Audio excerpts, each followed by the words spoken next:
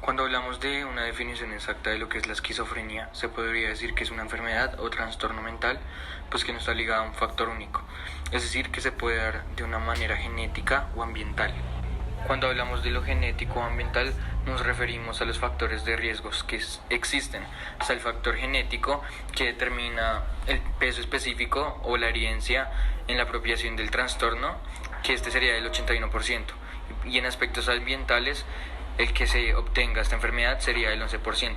También existe un riesgo de padecer esquizofrenia en un 50% cuando los dos padres padecen de esta, y en un 60 y 84% cuando se trata de gemelos monocigolíticos.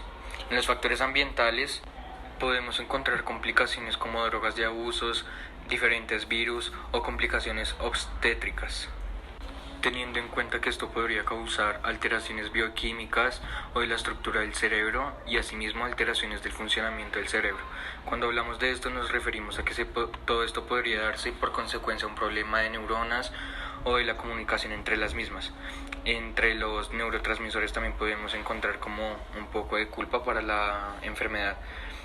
Cerca de la mitad de los pacientes también presentan alteraciones en la estructura del cerebro.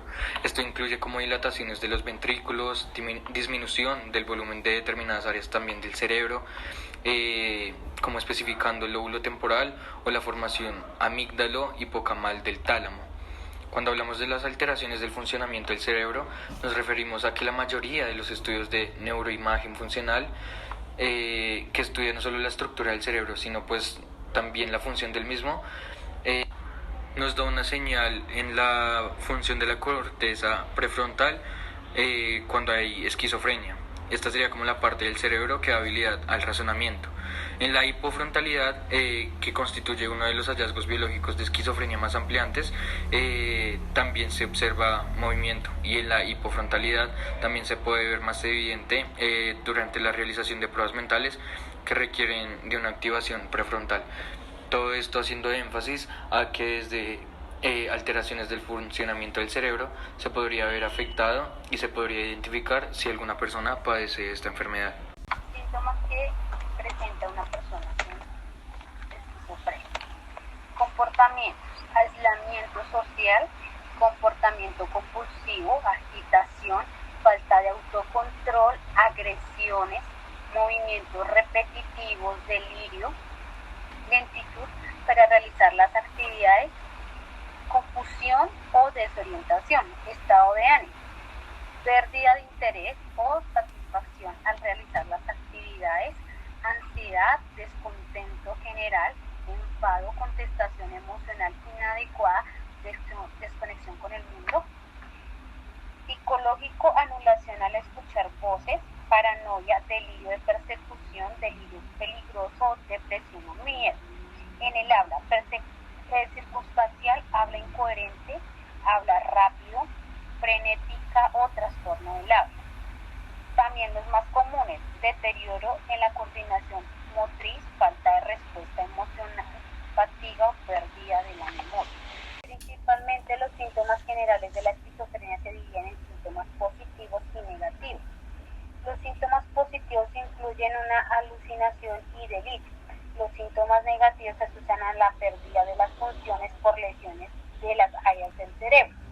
Los síntomas negativos incluyen una restricción en el rango, la intensidad de las expresiones y emociones, efecto aplanado, una disminución en la producción del pensamiento y lenguaje, alogia, una disminución y sensación del placer, anedonia, una disminución en la indicación de la conducta dirigida a un objeto.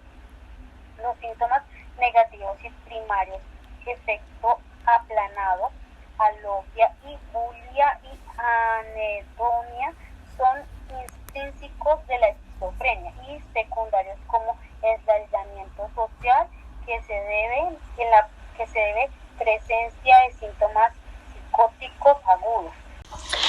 Cabe resaltar que para la esquizofrenia existe tratamiento, pero no existe cura. Esos tratamientos se basan en dos ejes centrales: el tratamiento farmacológico y el tratamiento terapéutico. Los fármacos actualmente están disponibles y son seguros para los pacientes diagnosticados. La eficacia de estos se basa en 2 puntos centrales. El primero es la remisión de los síntomas psicóticos durante la fase aguda y el segundo es la prevención de nuevas recaídas. Para ello se hace necesario realizar un trabajo en conjunto y articulado con la familia del paciente para asegurar una adecuada adherencia terapéutica. Y también es necesario persuadir al paciente de seguir con el tratamiento.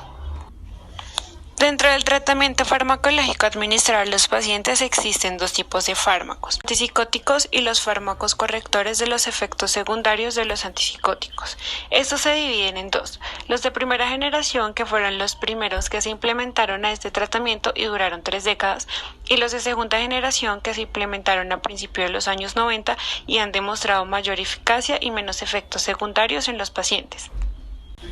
Estos tardan en hacer efecto de 4 a 5 semanas, casos más. Este tiempo, al ser prolongado, justifica casos de hospitalización.